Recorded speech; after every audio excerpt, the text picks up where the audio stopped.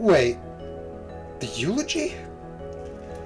I take off after the uneven cobblestone, making catching up very difficult. As I pass the propped-up sign, I stop, yanking a 20 from my wallet and dropping it in the tip box for the ashtails. The little girl standing by it beams at me with a toothy grin. Aw. I'll melt later. Can't get distracted. Where is she? Catch up to her. Still speeding towards the metro station. Is there still time? It's almost 9. There's time. We can make it. We can make it. Should we run back to get your dress? Olivia stops and skids to face me. It's the other way. We can't. Both our heads jerk sideways to the boutique we stopped in front of. Our hearts skip a beat. In the distance, the familiar sound of the metro's arrival. We have maybe a minute. You got 200 bucks. You got 200 bucks. Merry Christmas. Thank you. Come on. $200, my God. Olivia drags me into the store, scanning for anything she'd find acceptable. What kind of dress do you want? I don't know anything about dresses. Shit, okay. What's your favorite color? Green, what the fuck do you think? Oh my God.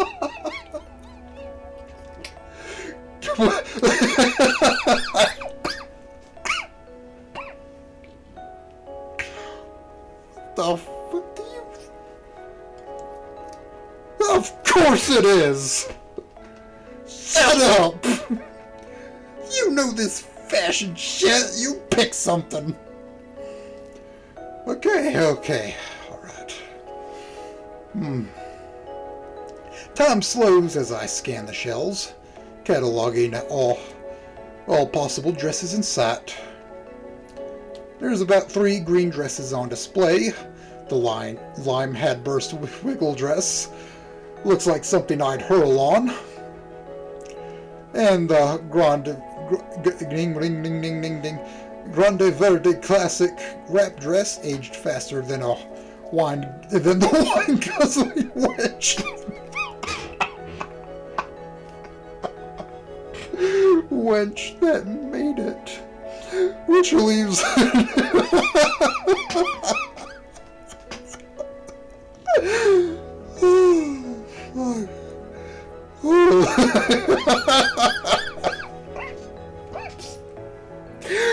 which leaves the newer little True's deep green dragon punch kimono. This is a little... Yes, it's beautiful, I'll take it. I toss it over to her and she catches it. With the dress in tow, Olivia wastes 0 time and speeds right out the door. With enough force to nearly knock me off of my feet. That gave me a headache a little bit. I'll have to stop the shop owner from...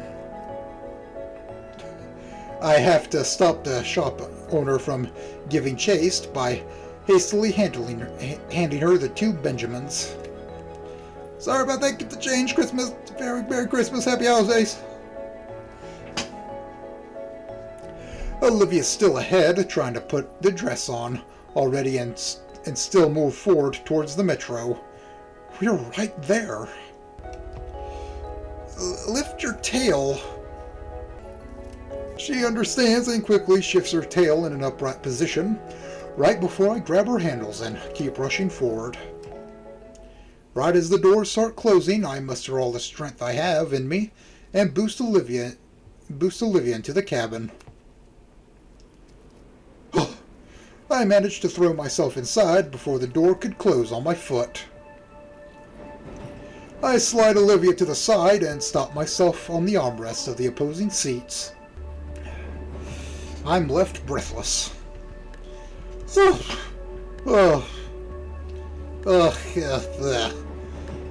heck are you out of breath for? It's tense. And you have to do all that really quickly. Are you alright? Yeah, I'm fine. Was that the game? I thought that was real. Or what? Okay. I finish catching my breath and sit in the seat normally. Olivia moves into her spot and keeps struggling to put her dress on. She tosses me her hoodie. How does this even work? Olivia waves the kimono around like a signal flag, confused as to what goes where. Here, let me help you out. I bought a smoking jacket a while back. Shouldn't be too dissimilar to wearing one of these, I think. What's a smoking jacket? A smoking jacket? I didn't think you smoke. I don't. I just thought it would be cool to have. Fashion and photography. Wait. Oh, her chair. I help Olivia off of her wheelchair and onto the metro seat. Since that should make the process easier.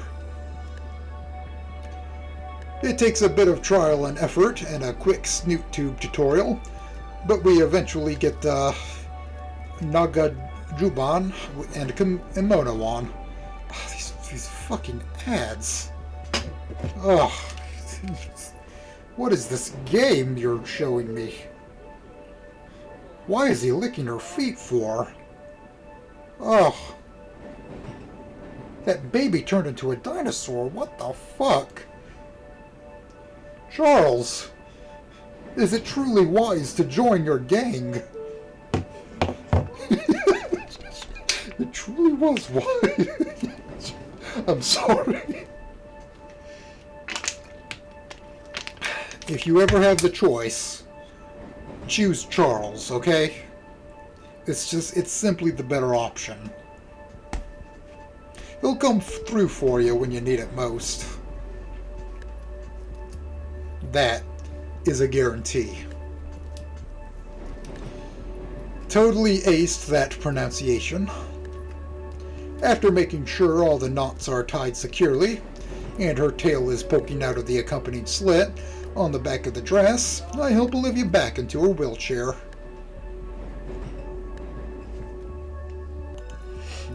Ugh. Well, how do I look? I take a good look at Olivia in her dress. Even though this was the last minute, she still manages to take my breath away. You look beautiful. You're just saying that. I am, and it's the truth.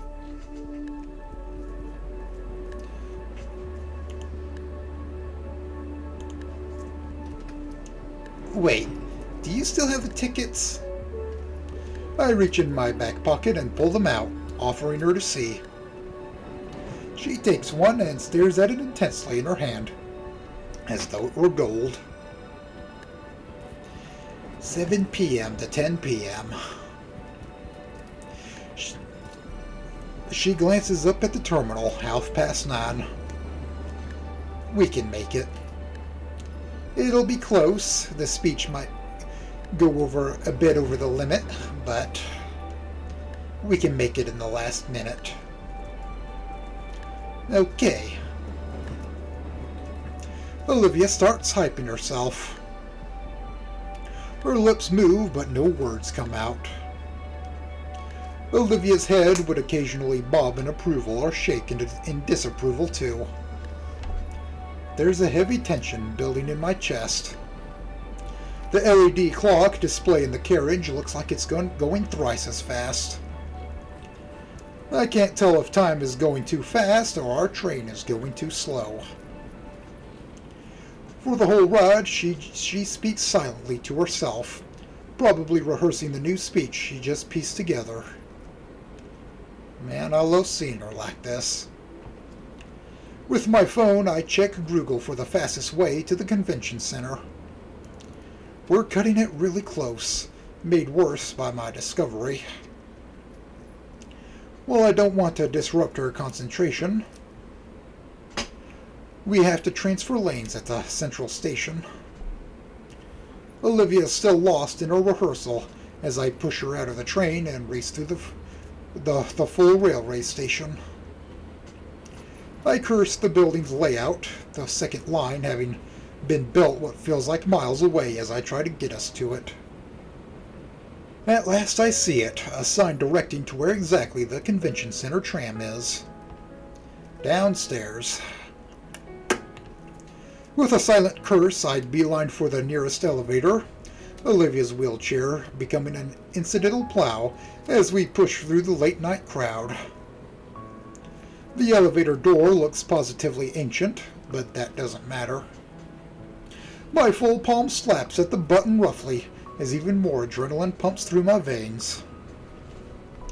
Right now I feel a sort of hyper-awareness, the rest of the world going at a snail's pace as I repeatedly jab at the button. When the doors finally lurch open, I practically shove Olivia through, startling her from her thoughts at last. Inko?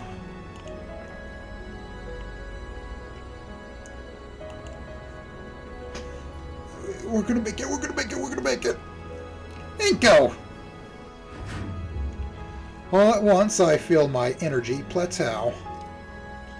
Slumping heavily against the handlebars of Olivia's wheelchair, my body finally registers how hard I pushed it. With a gasp, I'm floored completely, my lower body feeling excessively heavy as the muscles within my legs wail in pain. When the elevator doors reopen, Olivia thankfully wheels herself out. What was it? What did you want? I hang onto her handlebars while I drag my feet after her. The transfer train is here, thankfully. We're gonna make it, Olivia. You said that already. Inko, are you alright? She peers back at me over her shoulder. I simply smile and wipe the sweat from my brow with my sleeve.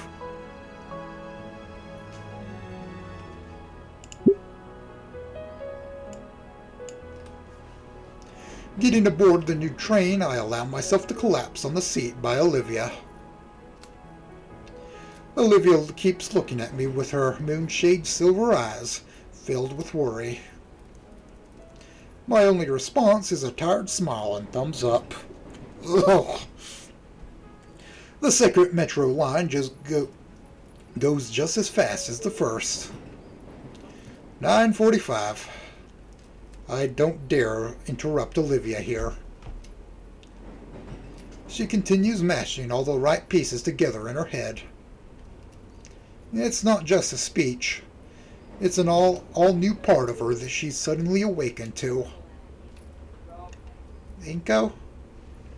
I glance over. She offers a hand and I take it. I'm so happy you're here. Thank you. I gently grasp her hand for the rest of this metro ride. Eventually, we pull into the station. We're here. 9:57. It's right outside. A straight shot to the front door. The doors open, and a few couples start exiting. That's fine. People leave these things early all the time. A tinge of fear mars Olivia's face.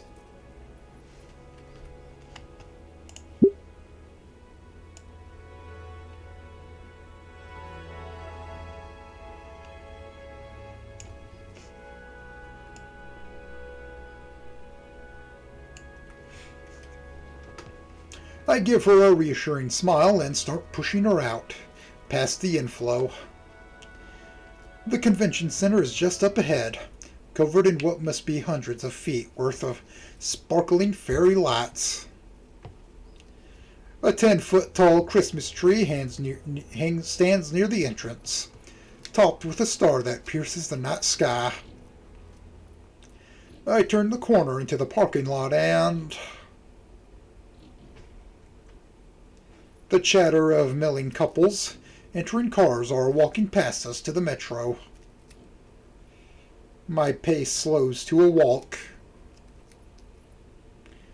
We can't have been that late, could we? There should be a few minutes to spare. There should be. As more couples trickle out the door, a tired figure stands at the door.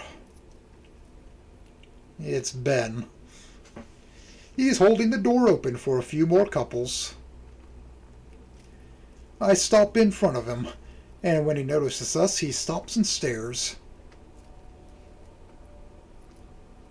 Ben, what are you two doing here? It's over.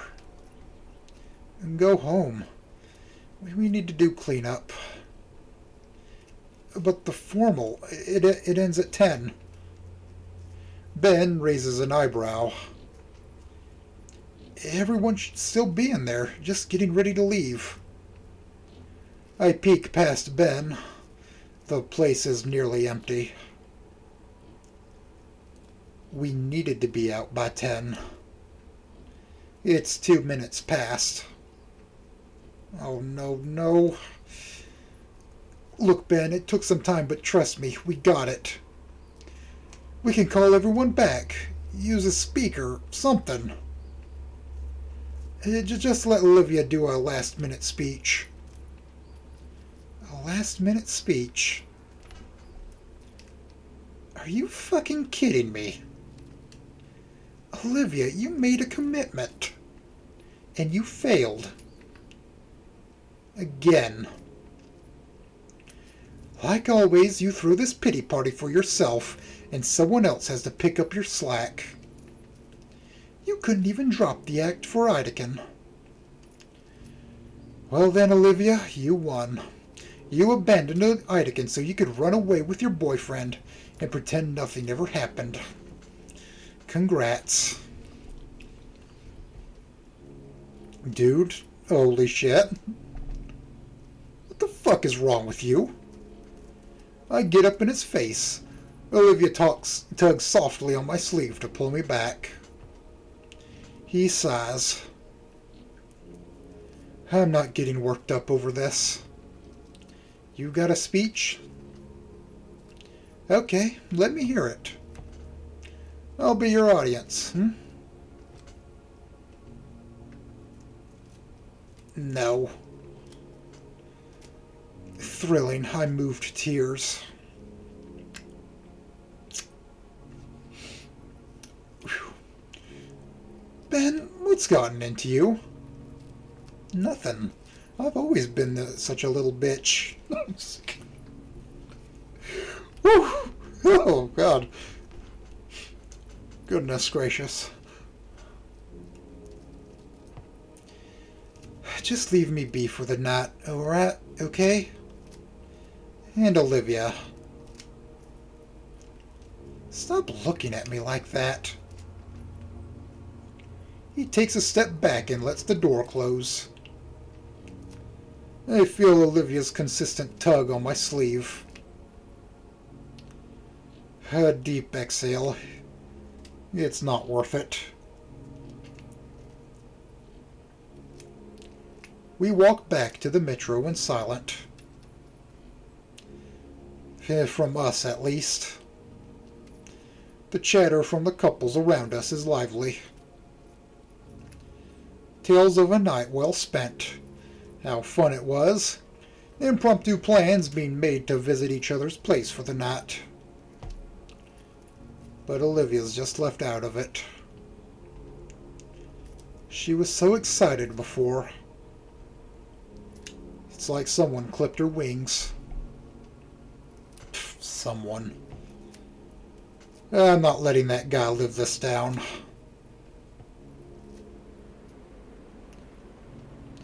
A heavy gloom hangs above Olivia's head.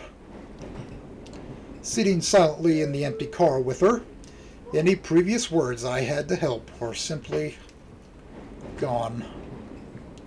Instead, I lean closer to her, my hand finding one of hers that's balled up tightly in her dress. My fingers softly unwrap hers, carefully disentangling them from the soft cloth in her grip. Her head tilts upright, just enough that I can see the fresh tears trailing down her cheeks. Once more I take her face in my other hand, my thumb wiping away one track of tears from her.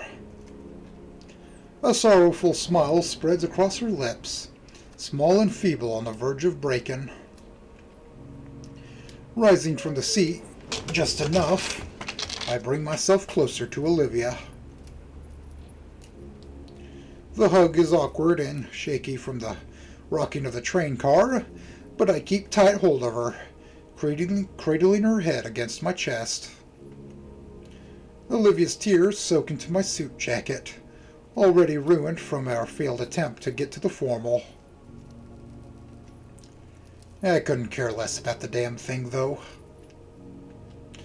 All that matters right now is this is the wench. I'm sorry, that still gets to me. Whew, God. All that matters right now is being here for Olivia. My front door opens easily enough as I slowly wheel Olivia into my home. I don't know who is more tired, but I know for a fact that I'm in need of a change of clothes. Yeah. She simply responds with a non-committal grunt. I need to change out of this. Another grunt. With a gentle sigh, I set Olivia's hoodie on her lap. I'll take you to the guest room so you can change too, okay? A third grunt, but with a nod. After I bring the girl to the guest room on the ground floor, I scale my stairs slowly. Once away from Olivia, I finally feel the full weight of all my exertions tonight. My arms feel leaden, my legs a wobbly jelly. They want to just collapse and the want to just collapse and sleep drops violently on my shoulders. But I find the strength to haul myself into my room. It's a struggle to remove the sweat-soaked cloth from my body. Removing the undershirt almost made me slam face first into my wall, Jesus. Minko? Ah!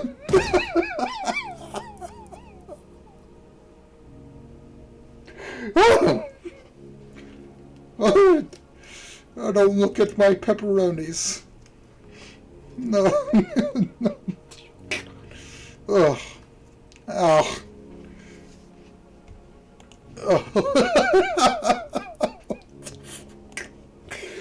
The cool hard wood of my floor feels amazing on my scalding hot back, even if my tailbone feels bruised. When I was a kid on a trampoline, I was, landing on my bottom like over and over again, and I did it the kind of wrong at an odd angle once, and you could hear the pop in my back. I was sore for like a week after that. It didn't feel good. Let me tell you. Olivia is kneeling in my doorway, back in her usual hoodie. Seeing her concerned look helps dull the pain. I'm fine. Good. She shuffles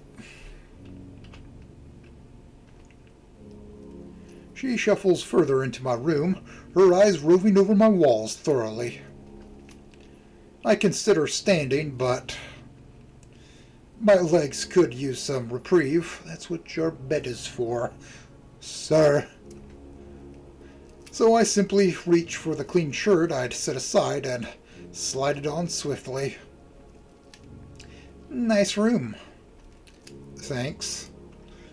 My knees ache terribly as I shuffle after Olivia, uncaring about how it may ruin my dress slacks. Olivia plants herself at the foot of my bed, and I take the spot right next to her. Her hand finds mine immediately, and her head lands on my shoulder. We simply sit and relax like that. The stress from it all oozes off me as Olivia nuzzles against me. It's an odd sort of silent serenity that settles on us. No sound at all except for our breathing, each puff of air taking with it more and more of our worldly troubles. Inko, her voice is soft and steady.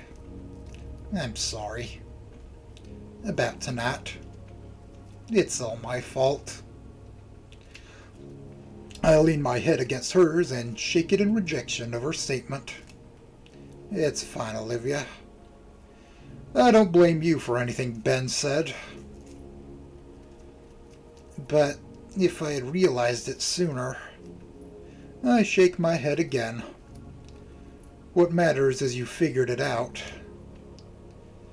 And I'm sure that Mr. Attican... Her breathing hitches at his name. I mean, you understand what's important. Yeah? Her head bob of agreement presses her silky hair against my cheek.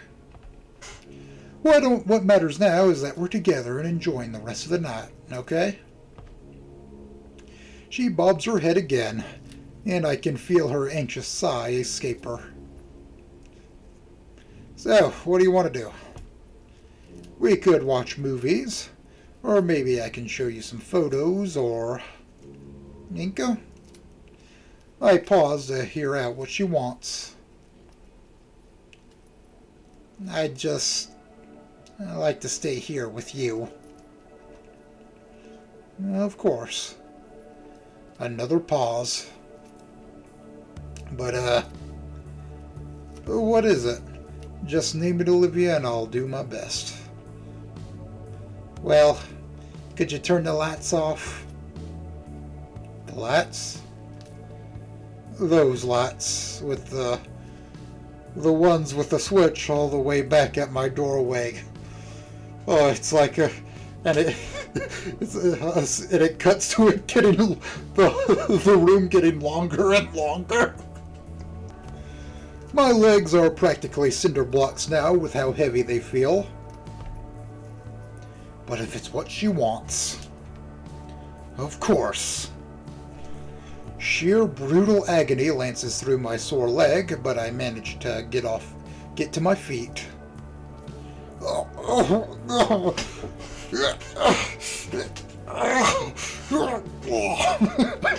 I swear I hear snickering as I slowly shuffle to the light switch. Must be my imagination. Once I manage to get to the wall, it's a simple matter to flick the light switch off and douse my room in evening darkness. There's a gasp from Olivia, and I can just manage a turn without collapsing on myself. Olivia? The stars, Inko. Stars? In the dim moonlight filtering into my room, I can see Olivia's head turned towards my windows. Huh. No wonder they made the suburbs out here. I guess. Olivia shifts back to her knees and moves to my window. Wow. You like stargazing? My dad used to take me out. The nebulas I saw back then. Those colors. They always stuck with me. swirling around in my thoughts. Managing the steps needed to reach the window, I stand next to Olivia and look through the window. It's a clear night with the moon only a quarter waning. I had never considered it, but these new suburbs don't have too much light pollution. Unlike Olivia's neighborhood. How long has it been since she's seen a night sky like this? My legs finally reach their tipping point, and I find myself collapsing into my desk chair.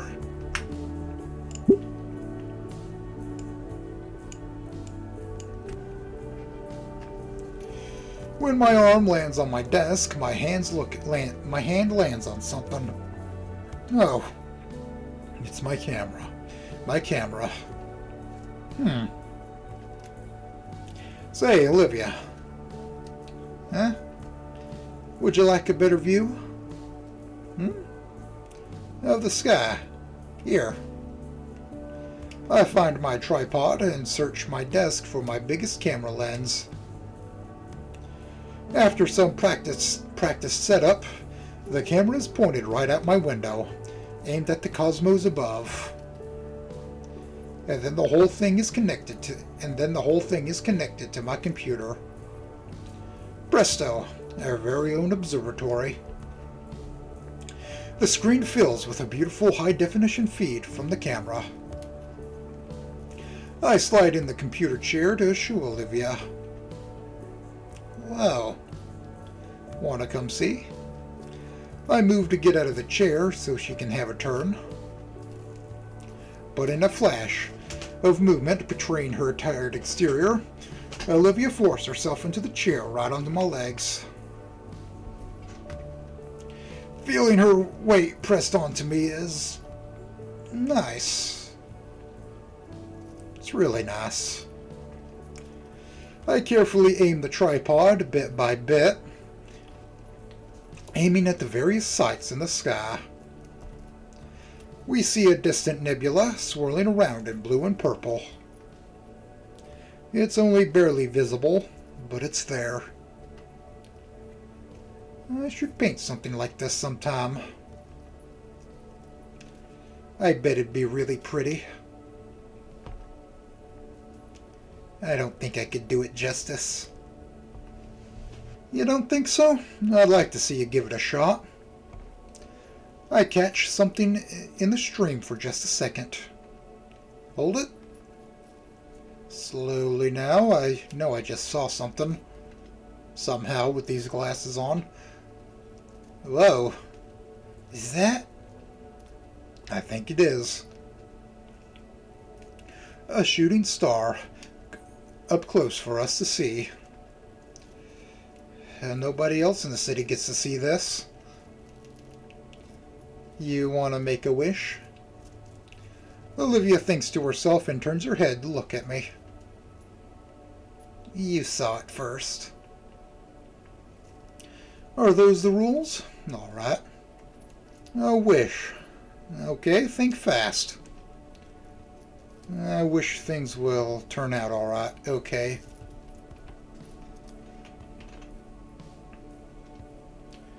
I wish things will turn out okay. That sounds good. For some reason, I always think you're supposed to pray a bit when you do this. Whoops. I look away from the monitor and smile at Olivia. So? I don't want to tell you. Besides, I think it's already coming true. Olivia rolled her eyes, though the screen lit up her smile too. Feeling her snuggle further into me, we continued looking at the celestial bodies that hung over us. My arms wrapped around her midriff, holding her as close as possible. It's how we spent the night together. Just us and the stars, and nothing else of the world. The purr reverberating from Olivia and through my chest slowly soothed us both to sleep. Yes, I that wish is coming true.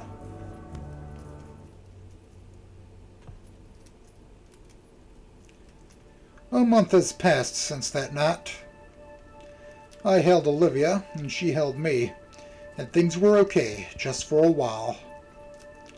After everything she'd been through, Olivia needed something to help lift the burdening weight from her shoulders. Thankfully, the next day marked the beginning of winter break, and we ended up spending most of it together. Most of the time, it was just hanging out at each other's houses, watching shows and playing games. She even taught me how to get guts to perform tricks. It was simplistic, but those intimate moments with her were memories I'll cherish for as long as I live. I even got to spend Christmas and New Year's with her and the Paynes family. It was the closest thing to having a real family I've experienced in years. In those 2 weeks, I never felt more connected to Olivia. Time marches on, though, and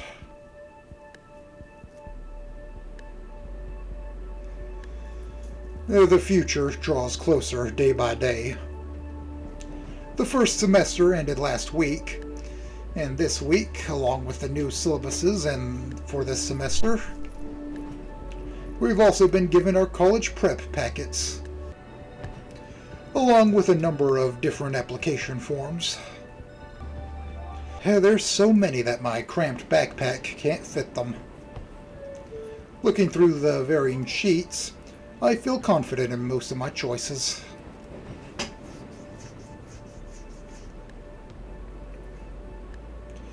Most of which are within the city. And I hope... Oh, there's my stop. Holding the 2 overfilled folders to my chest, I make my exit and head for my usual destination. Minding the numerous papers in my arms, I gently push open the door to the Payne residence. It's open. No, Randy, thanks. The head of the house and Vinny are at the dining room table, working on his homework together. Hey, Inky, Livia's in her room. Vinny, stay focused. Thanks, Vinny. I ruffle the little dino's hair as I pass him by. I don't have any... I'm sorry. I don't know what I'm trying to think. Pushing through my girlfriend's bedroom door, I come in to see her.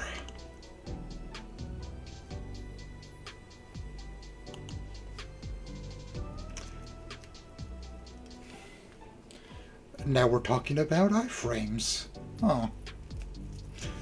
Yeah, look at me. It's perfectly fine for me to ignore your iframes and one-shot you with some bullshit, oversized turd-looking sword.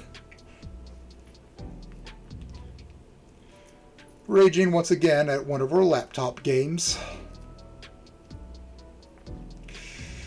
Well, if it makes you angry, why don't you switch to another game? Just alt-tab that bastard. No! I'm almost enjoying my anger.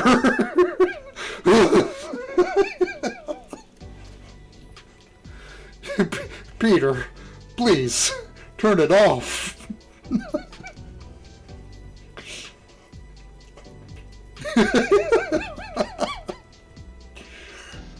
She snorts and shuts the game off, twisting around so I can hug her on her bed.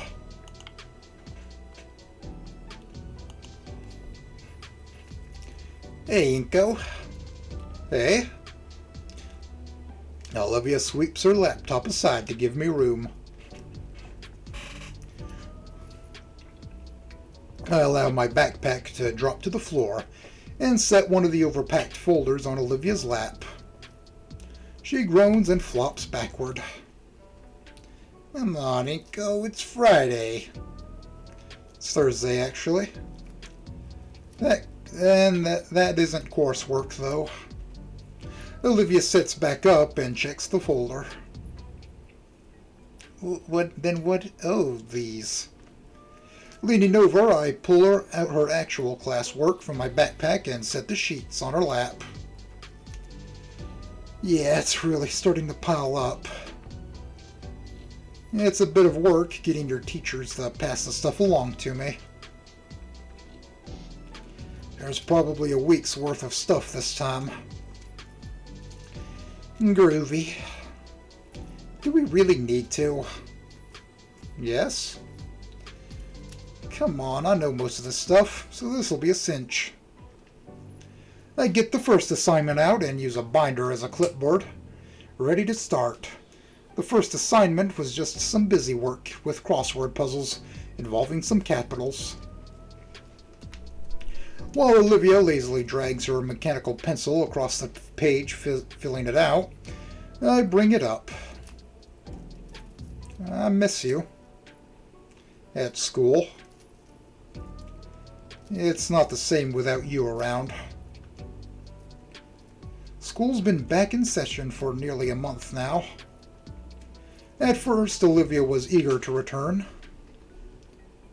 Then she just skipped a day. Then 2 days in a week. This entire last week, she's just been absent.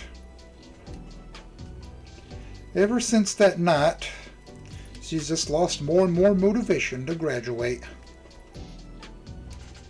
It's the least I can do to try to stop it. I'm willing to help her here. Damien and Liz miss you too. Sorry, I'll probably go tomorrow. Probably. Well, yeah, I'm worried for you. You're right at the finish line. It scares me seeing you get senioritis like this. It's not senioritis. Well, it sort of is. She does a little hand gesture and sighs. I just don't see the point. Nothing I'm gonna do benefits from a high school diploma. Right? I don't think that's true. You can't be too sure of anything. Olivia blows air out of her nose. I place a hand on Olivia's shoulder. Please, Olivia, just do this for me. She stares back, a twinge of fear in her eyes. All right. Just for you. I'll consider it. Thanks. We keep working away at the pile of assignments. A few papers in, Olivia thinks to boot up her laptop and play some ambient metal for us. She occasionally asks my opinion on a song, self-conscious if I like it or not. At a point, Mr. Payne lets us know he's heading out for some errands. This is pretty nice, getting to teach Olivia what she'd miss in her classes and keeping her up to speed. Dare I say, the schoolwork is even relaxing.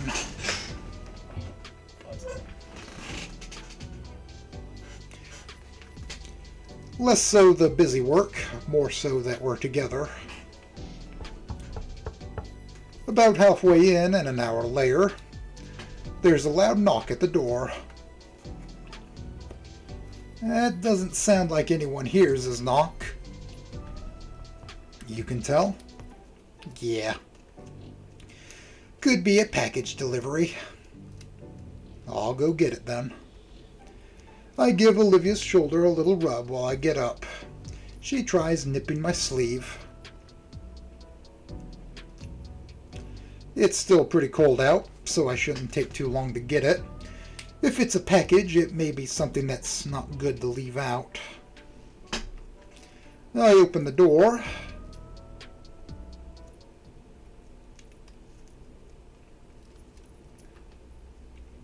Hey, Inko.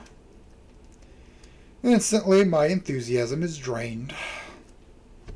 What is it? He's starting to shiver in the freezing, huddling to himself. Look, Inko, can I come in for a moment? No. What do you want? He sighs. Listen, I know things didn't go well when we last talked. We didn't leave on good terms. I'm here because of Olivia. Why is she not coming to school? None of your business. She needs to keep her grades up. I feel my lips instinctively curl my expression into a grimace. What? Fuck off, dude. No, this is serious.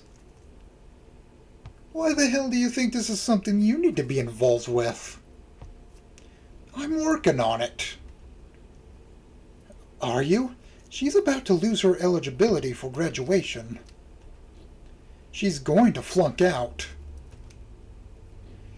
My fingers dig into the wood of the doorway.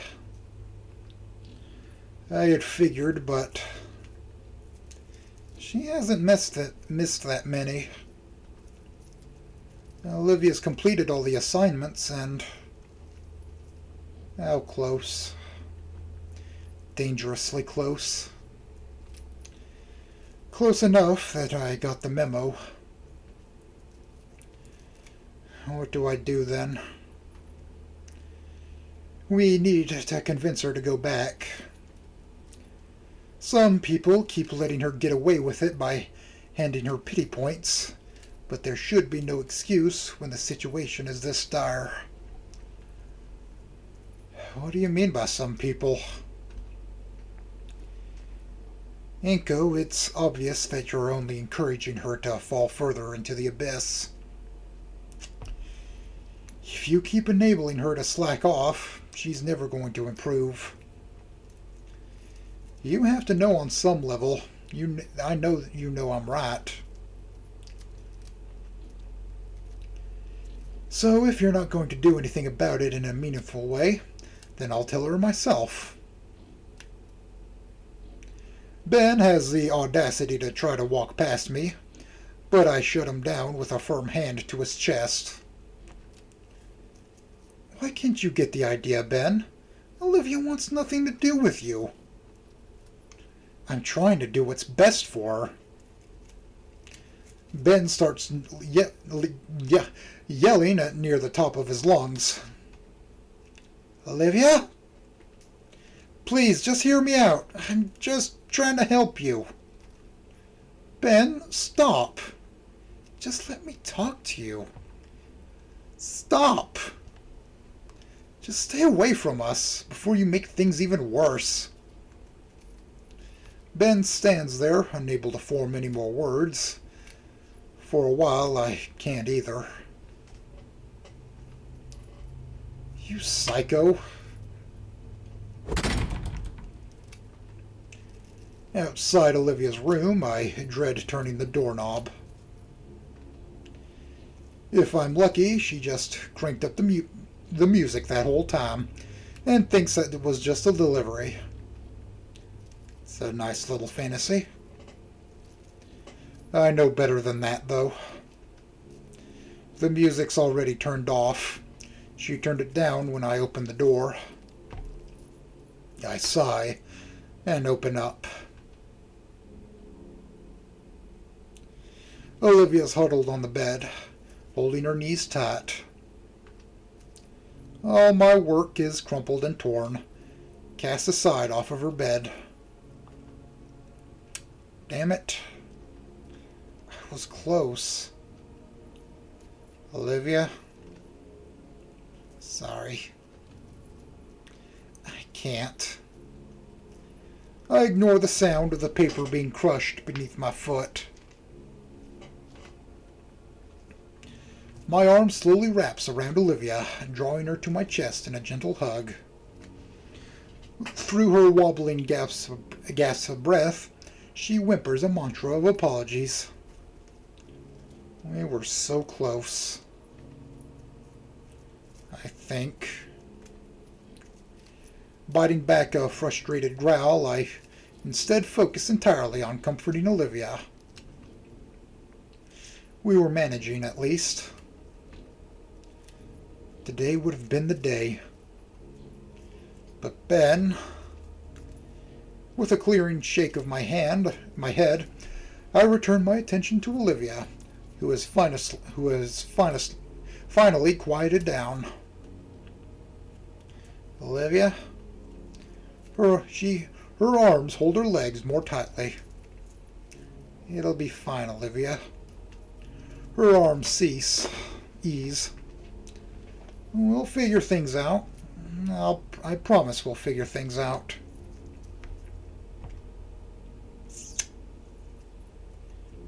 The rest of the school year is a blur to me.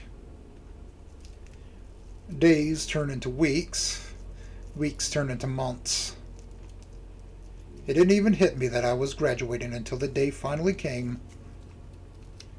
Being handed my diploma, shaking Scalar's hand, it felt almost surreal. It was the moment that I had been anticipating the entire year, and I finally achieved it. Though it didn't feel quite as fulfilling knowing Olivia was sitting with the audience rather than beside me. Regardless, I don't have the time to dwell on the past. I need to worry about our future, and that means supporting her. I didn't even bother to check where the acceptance letter had come from, only that it was still here in Volcadera. It was simply a matter of going through the motions, filling a schedule, checking with the counselors, choosing whatever programs. The content didn't matter, just the need to get somewhere for both of us. The late March rain patters on my windshield.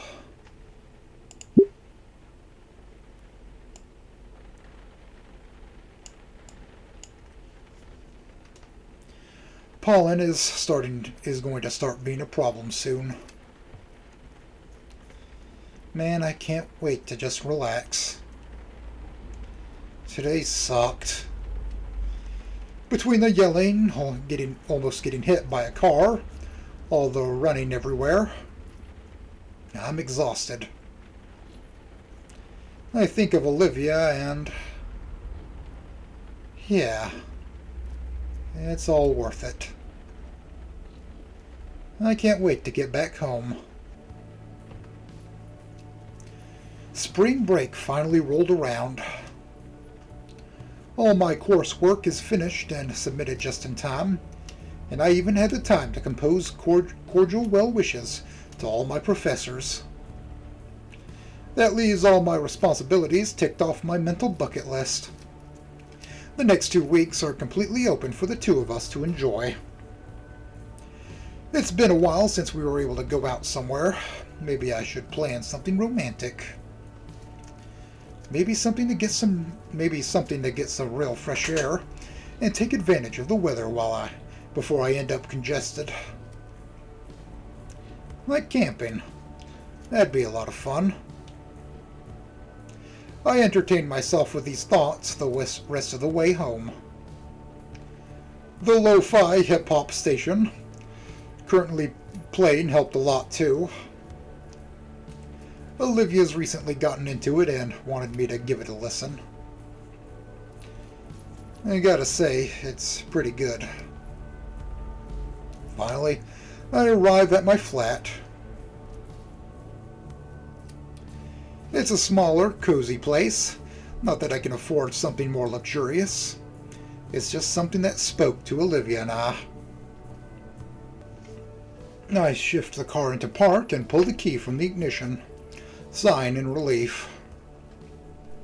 A small staircase later, and I'm at the front door, unlocking it quickly and stepping inside.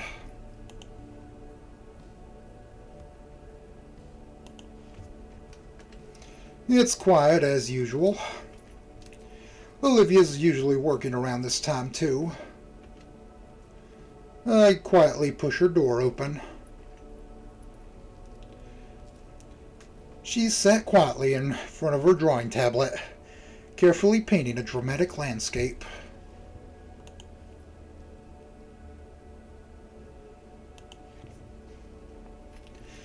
The colors of the digital screen shine off of her visage, tinting her gentle smile with all sorts of exotic colors. I caught her at a good time. She looks stunning. Seeing her hard at work, combined with the ambient lighting in the room, is a painting all on its own. When she sees me, the corners of her mouth pick up, and I see a bit of that sparkle in her eyes. Ugh. Sorry. I'm so sorry. I'm sorry. I'm so sorry. She waves to me and mouths out a silent message. I made club sandwiches. Yours is in the fridge. I return a thumbs up. I'll be out in a bit. Let me wrap up here. Gently I shut the door to not make a sound. Sorry about that, guys. Oh. Oh. I'll need to start wrapping up soon, so... She's streaming.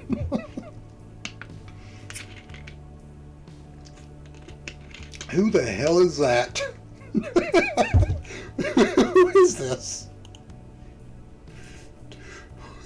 What words did he print upon a page?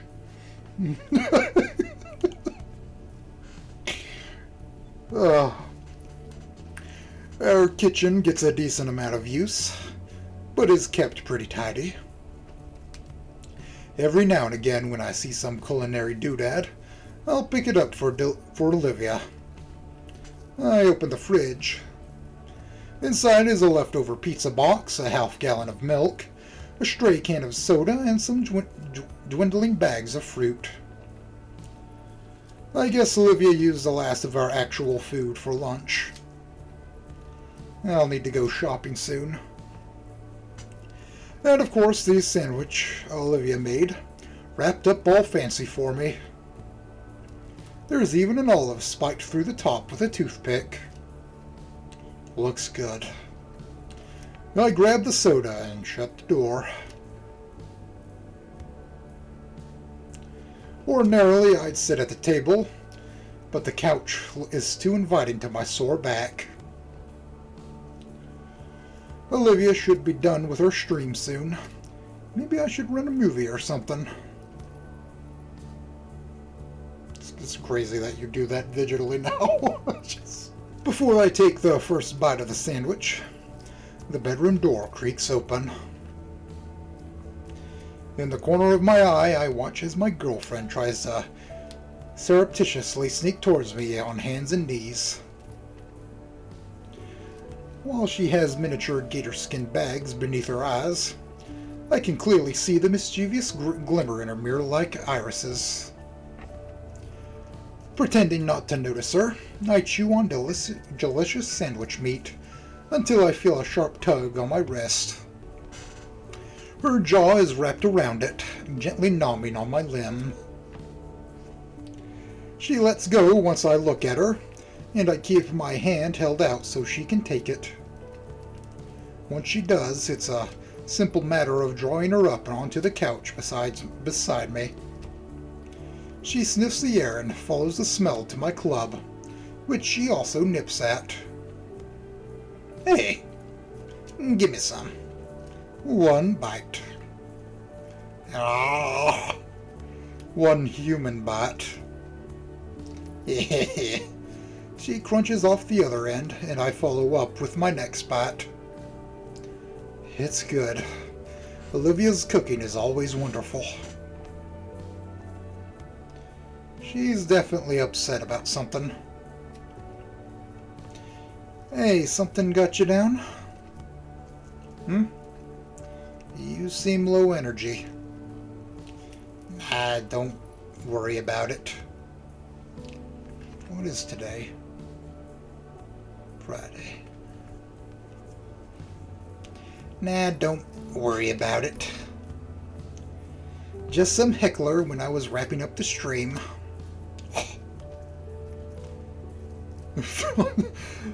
God.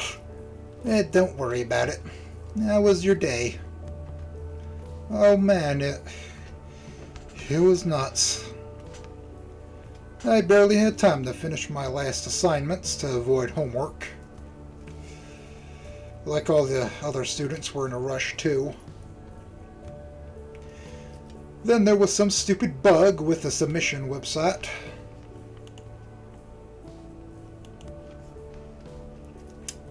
Really exhausting day. And some prick nearly rear-ended me with his pickup. Ugh. But I did get my schedule cleared. This spring break is all ours. Nice. How was your day? Oh, I just streamed. All day? Nice. Have you reached 5,000 followers? Yeah, I did. That's nice. Hopefully her career really takes off soon. Truthfully, I worry for her a bit. Oh yeah. I was thinking we could arrange a day out sometime. Go on a little vacation during the break. Oh yeah? Yeah, does that sound like fun? Come on, we need to get out more. I went out last week. Okay, I get your point. Yeah, it sounds fun.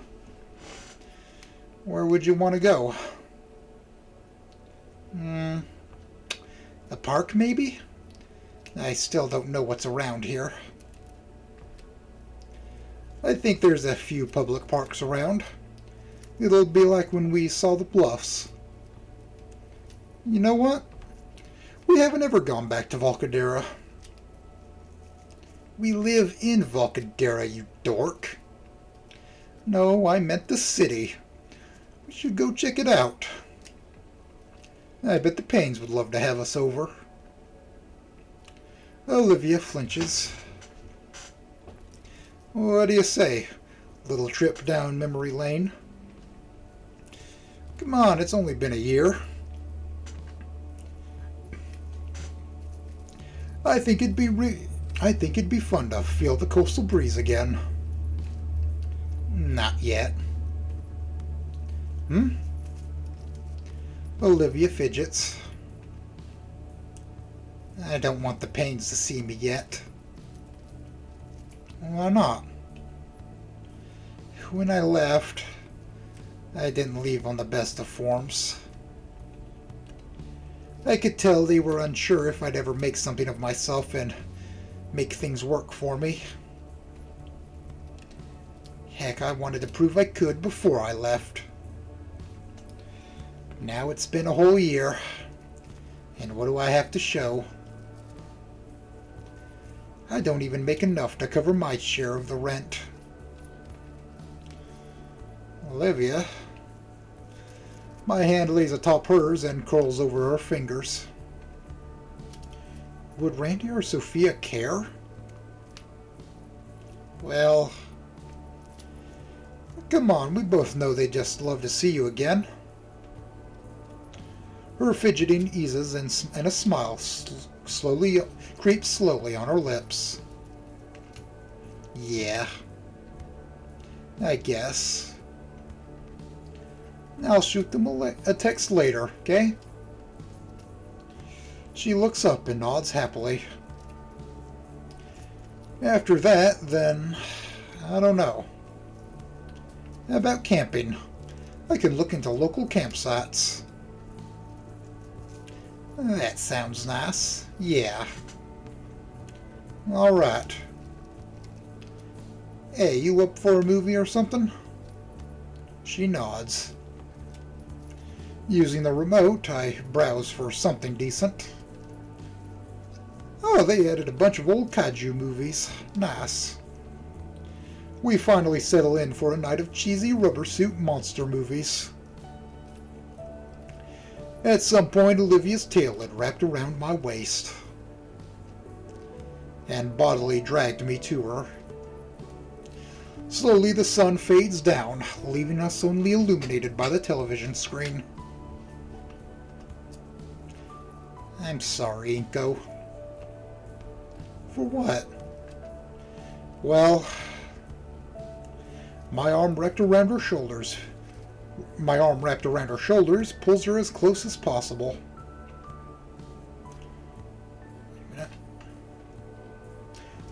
For everything.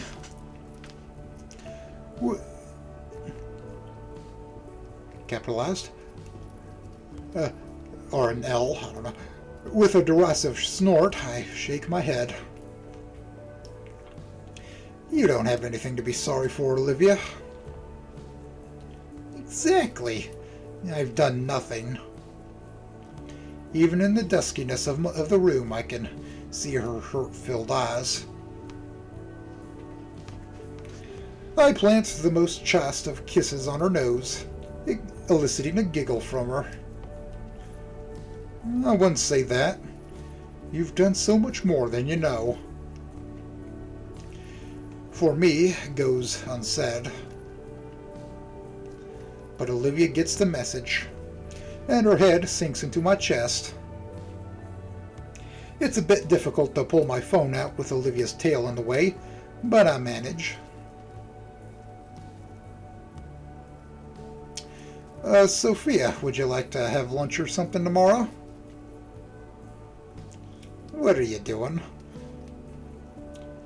I feel like he typed that out a little wrong, you know?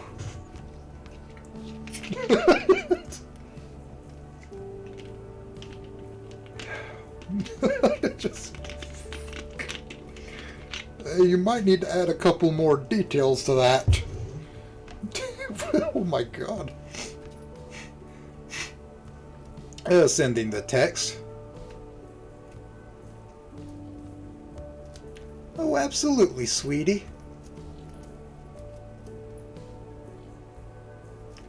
We haven't heard a thing from either of you for so long.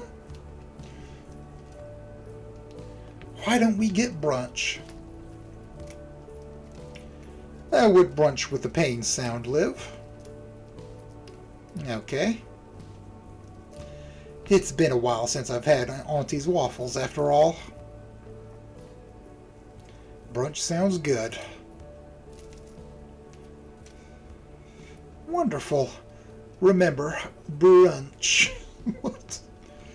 I accept the automated schedule update on my phone and let it drop onto the couch cushion.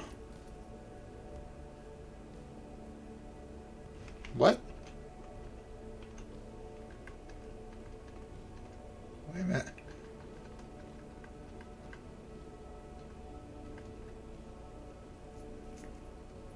Automated? I didn't know that was a thing. And return to our movie marathon. I always love seeing the old cinematography tricks in action, and Olivia's enjoying the cheesy battles. Well, we both are enjoying that part. It's made even better after I order a pizza. At some point, Olivia falls asleep leaning against me. I find it hard to stay awake.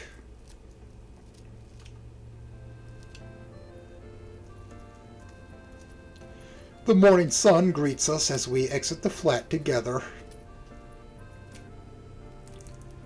I take the moment to bask in its warmth, breathing deeply the crisp spring air.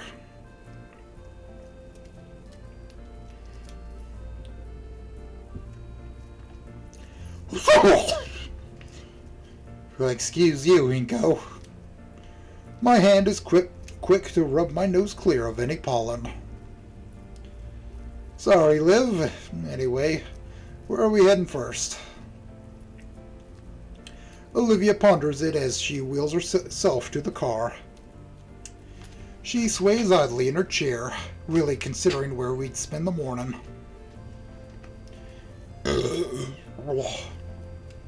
Finally, she speaks up when I hold open the door for her. Well, Auntie Sophia said it'd be a brunch. We've got a couple hours. Olivia climbs into the passenger seat carefully as I hold her wheelchair for her. It's become second nature at this point to collapse the chair and store it safely in the back seat. I, kinda wanted to take a trip down memory lane.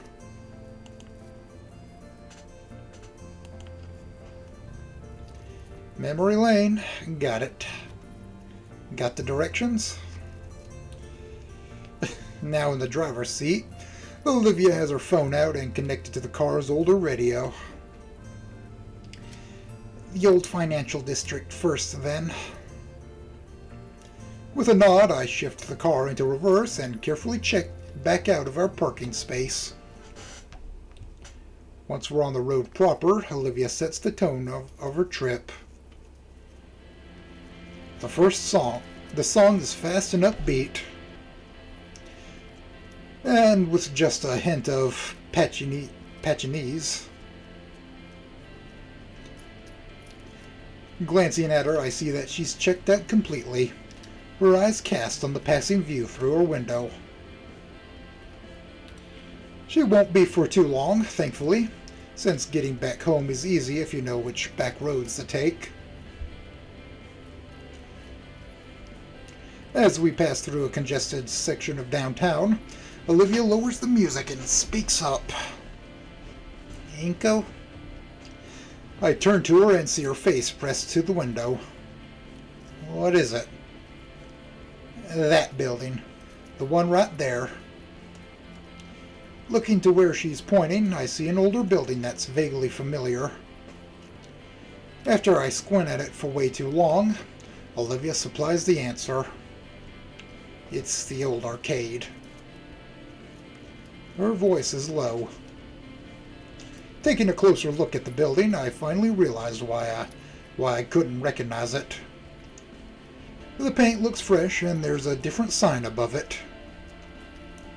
Oh, it must have been bought by someone. Yeah. Do you want to check it out?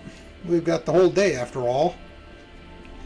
With the heavy traffic of the main road, Olivia has the time to consider deeply. Finally, she sighs and shakes her head. It's too early anyway. In fact, I think it's too early for Old Town, too. I doubt anything interesting will be open. Oh. Well. Any other places you want to see, then? The light ahead finally changes and we start down the street again. But Olivia's eyes never leave the old arcade building. It's when even I can't see it from the rear view mirror that Olivia decides. I'd like to see the bluffs, actually. It might look nice early in the morning. That is a bit more of a drive. In a totally different direction. But sounds good. Turning the steering wheel to the side, the car starts down another side road towards the highway. Are you excited to go hiking again? Hiking? I mean, we don't have to walk the entire thing, do we? I just figured it'd be nice to do it again. I suppressed the word exercise from my mind. It'd be nice to recreate our first real date. Yeah, it would. Silence washes over the car as we both silently reminisce on our visit a year ago. It seems like so long ago now, even though it's just been a year. As I slow to a crawl in response to a silver SUV cutting me off, Olivia begins tapping on my arm furiously. Inko, look! Huh? She points at something out my window. I shift my gaze to follow. To our left lies our old high school, St. Hammond. Oh wow, I didn't even recognize we were here. Can we stop and visit? It's a Saturday. It might still be open. There's clubs on Saturday. There are some cars left in the parking lot. However, seeing Olivia become so adamant about wanting to check out the school, even after everything that happened last year, a part of me hopes that Olivia's finally found her missing resolve. Let's give it a shot, then. I engage in some questionably legal driving maneuvers to get us in the left lane and take us right into the school's parking lot. The place is still pretty empty, so we're able to park real close to the front entrance. Although we'd get prime parking anyway due to this fancy sticker I got. It was. I quickly look around for a place to park, pulling to the side of the road and turning the vehicle off. I step out of the car and make for the truck to set up Olivia's wheelchair. It doesn't take long before we're taking the short walk up to the path.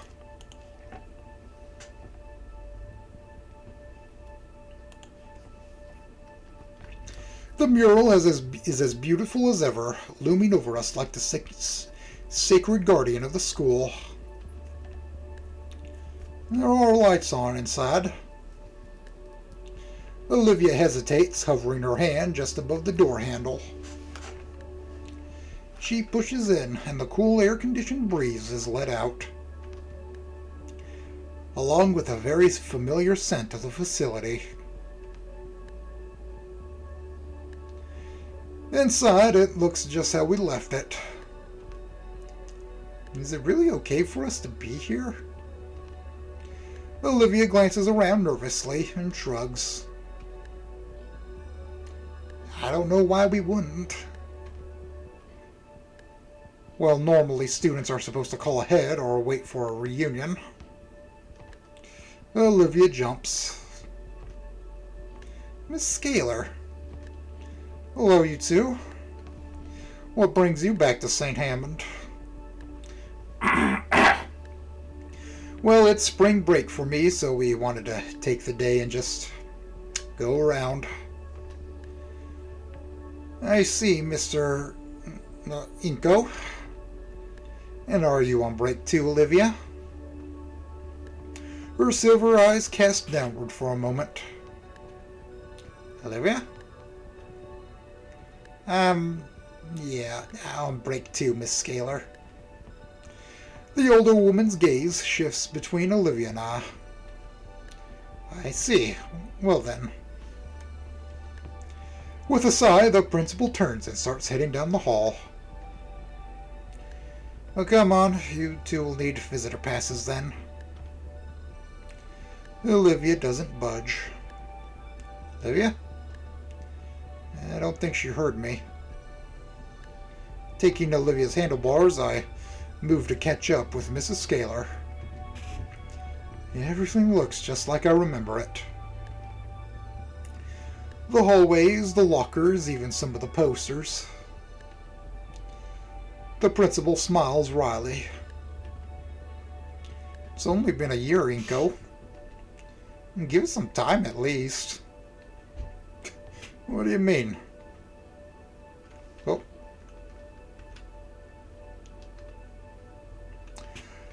We turn and enter a hallway that's permanently ingrained in my memories. The gala. Well, the district's currently looking over a proposal we submitted. Hopefully St. Hammond will have a brand new wing in the coming years. Oh, for more classrooms then? Something like that. The administration felt that we should have a dedicated area for the extracurricular classes. St. Hammond was always focused on the arts, so that means it's an art wing. She nods and enters her office. After a moment, she comes back with a clipboard and some large name tapes. For now, just sign this. Don't worry about disturbing any clubs today. There's only the Tabletop Games Club in the library. I fill out the sheet for both Olivia and I, and hand the clipboard back. Before Miss Scaler returns to her office, though, she kneels before Olivia. And Miss Halford. The voice surprises Olivia, and her head tilts back up to look at the principal. Yes? I hope this break helps with whatever is on your mind. You may not be an official alumni, but you are a former student of St. Hammond. Before Olivia can respond, Miss Scaler stands upright and re-enters her office. So, what now? Olivia glances down the halls to her left and right. I want to sit at my old spot. At Atkins's class. Olivia lets go of my wrist with her tail and starts moving herself along. I follow closely behind, remaining silent so I don't break her focus. It's clear there's a lot of emotions whirling through her. She looks up the staircase and then continues to the elevator around the corner. I didn't think this far ahead. We don't got the key, do we? If you need, I can carry you up. Olivia reaches into her chair pocket and pulls it out. She still had it. The elevator door slides open like it always has for us. Another bout of nostalgia waves over me. Of all the times Olivia and I rode it. One memory stands out, though. Both of us huddled together in fear, and... Oh. The door opens, and I breathe in the fresh air, fresh outside air again. I had always loved the open hallway up here. Olivia rolls ahead past the rooms. 231, 232, 233, 234. Olivia stares at the nameplate. It now reads Miss Frizzer. Oh, Miss Frizz. She sighs. After a moment, I reach ahead and open the door for her. Inside is pretty similar. There's obviously some new decorations. The teacher's desk has a different clutter of papers on it. But it's the same classroom. Olivia rolls inside. I watch her carefully move the chair by her old desk so she can use it. It's still. Should I enter? After a moment, she glances at me and pats the desk next to hers. I've been granted entry. When I take my seat, bits and pieces of my second day here surface within my mind. It's still here. Olivia's finger is tracing something. It's a little indent in her wooden desk. The one she used as an inkwell. How'd you ever get away with doing that? The teacher was cool with it. She smiles. We both stare ahead to the front of the classroom. It's like the two of us showed up early for the day. And any minute now, an energetic Patero will waltz in, dramatically flapping his wings, there to take us on another learning adventure. Ready to give it his all to teach us the values and craft of art.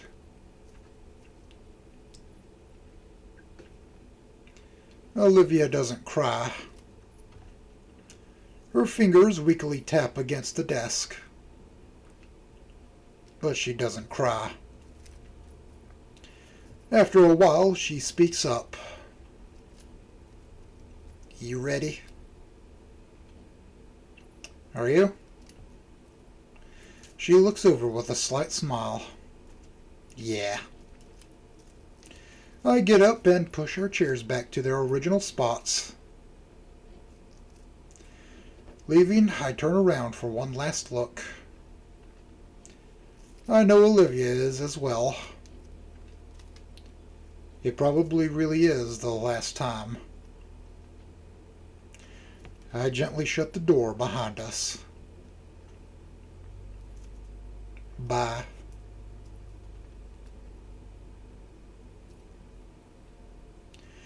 We ended up taking a short tour of the rest of the school, seeing the sights once more. The auditorium, the atrium, even the cafeteria. I got us some of our old favorites from the vending machine. On the way out, we passed through the gala once more. I wonder. I stop at the trophy case. Olivia hears my footsteps as stopped and turns. Her landscape is gone. In its place, a plaque. Olivia gently rolls up to the glass case. I step aside for her.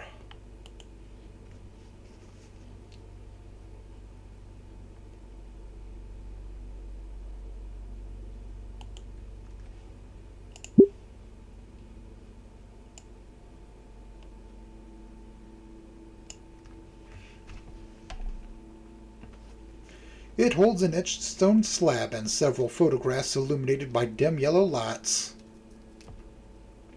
surrounded by all the award-winning works and of art by his students.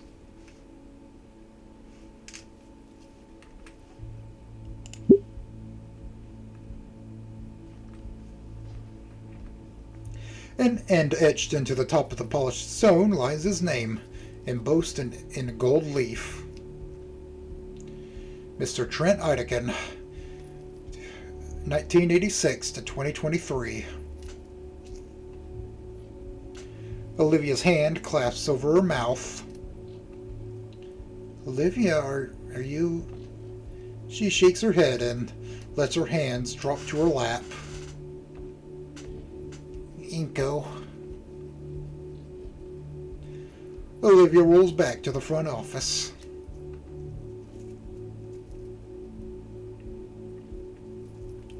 Inside, Principal Scaler looks up from a sheet she was filling out. Done with your sightseeing already? Though her tone is shaky, Olivia smiles and nods. Yes. Miss Scaler, Olivia wheels to her desk. They sure look, though I can't see what Olivia is doing from the entryway. But the principal, I see her face fall into a saddened frown. They're whispering, and Miss Scaler's eyes are even getting misty. She wipes her face and nods, taking a blank sheet from her desk and writing on it. Olivia accepts the paper. Thank you, Miss Scaler. Of course, and Mrs. Scaler's frown transforms into a simple smile. I'll always be here at St. Hammond if you ever wish to talk, Olivia. That goes for you too, as well, Inko. Right. Thanks, Miss Scaler. Olivia turns and leaves the office, wheeling past me. Hey, Olivia, what's up? She doesn't respond, instead heading straight for the school's exit. Following after her, I finally catch a glimpse of Olivia's face.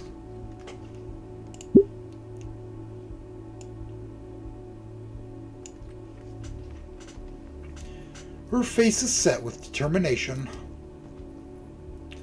I have to move ahead and hold the doors open for Olivia, who beelines straight for our parked car. Olivia, wait up! She finally stops next to the passenger door and turns to me. What's going on? Sophie isn't expecting us for another hour. Good. We have time then. Time? Do you want to go somewhere else? Yes, I need...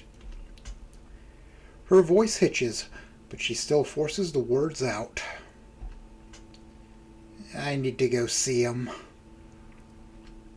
See who? She thrusts the paper forward for me to read. Oh.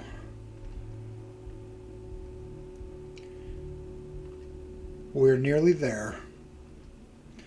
It's not that far away, only a 10-minute drive. But a combination of dread and anticipation makes it feel like 10 hours. In the seat next to me, Olivia stares at the elevator key in her hand. Part of me thought she would have returned it. Maybe someday. It's not like they can't just make another for a few dollars. It's just important to her. Hope it doesn't rain. As we pull into the parking lot, I take hold of her other hand. I can feel the nervous vibrations through our connected palms, and yet her fingers intertwine with mine tightly. It's a solemn place. The grounds are well kept, but still creep up onto the old pavement. I help Olivia out of the car once more. The wind is picking up a little. We pass through the arcing metal gate.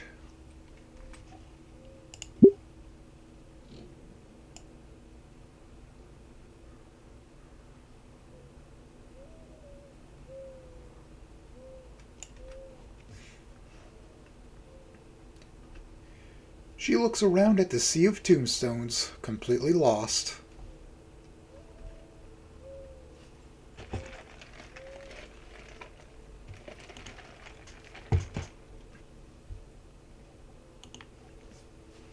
How are we gonna find it here?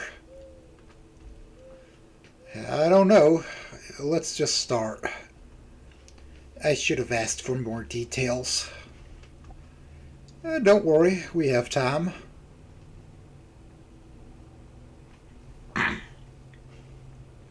I push Olivia along the gravel trails.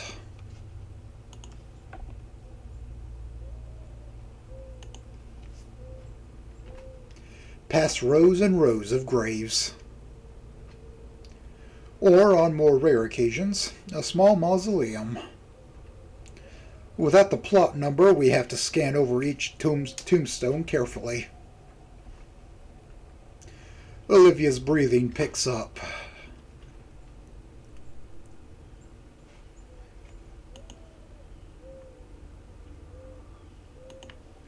There. I think it's that one. She's pointing to a small tombstone one row ahead. Without hesitation, I pivot and push Olivia forward to it. It's a similar plaque to the one at the school.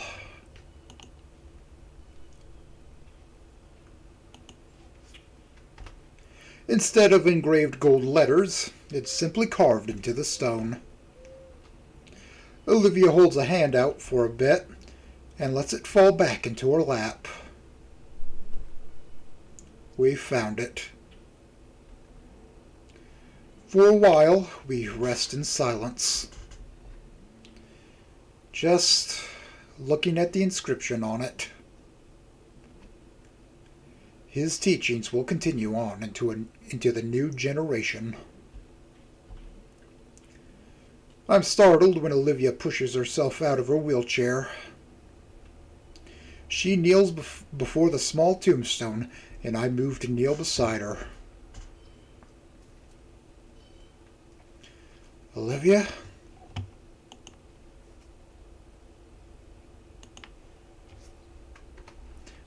I'm fine. It's just, I want to finally tell him, Inko. It takes me only a moment to recall what she's referring to. It was nearly a year ago. That night that invades my dreams from time to time. I nod, laying a hand on her shoulder in solidarity. All right, Olivia. She looks at me and smiles a very fragile smile, and then begins. Mr. Ideken, you were a lot of things for me. You taught me so much, everything I know when it came to art.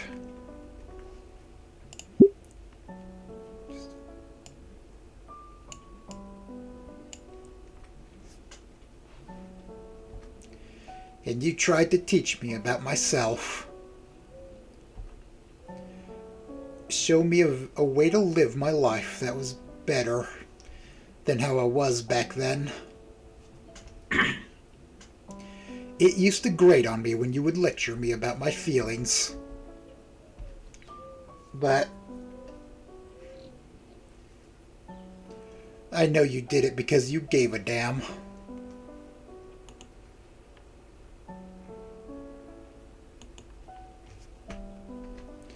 You gave a damn about me and everyone around you. Even when I was being stupid and trying to hide away from everything, you came into my life and showed that the world wasn't as bad as I saw it. Olivia's eyes turn to me, and I can see the tears flowing freely down her cheeks and over her shaky smile.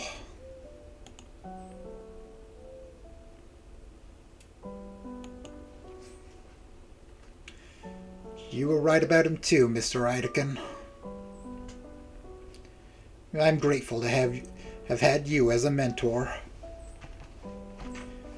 I promise, from now on, to you and everyone, that I'll live my life unshackled by doubt and fear, like you had always taught me to. Thank you, Mr. Ideken. Olivia sits back. I hate to think of how all of that was weighing on her this whole time. But it's gone now.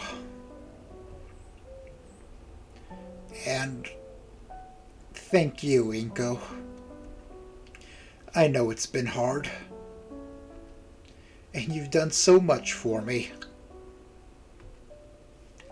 I promise I'll get better. I promise I'll be someone worth it all. I shut my eyes and move in to hug Olivia. Thank you so much for giving me the time. I love you. I love you too, Olivia. I'll get better.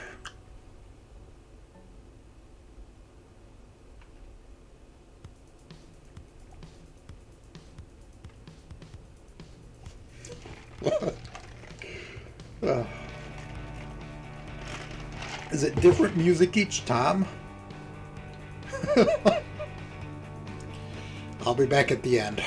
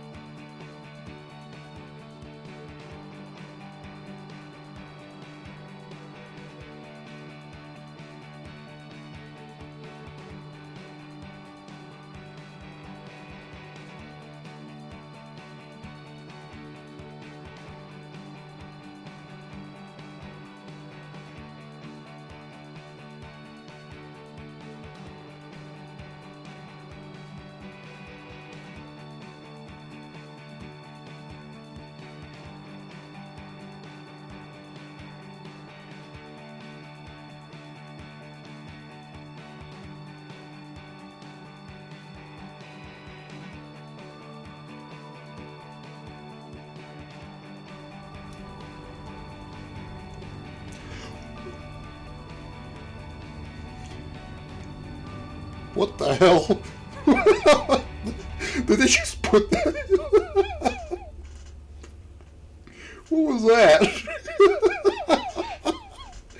Oh, I heard so little more. You did.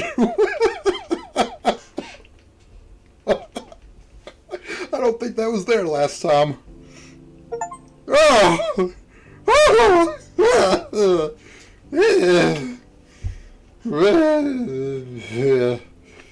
Yeah. See you next time, I guess.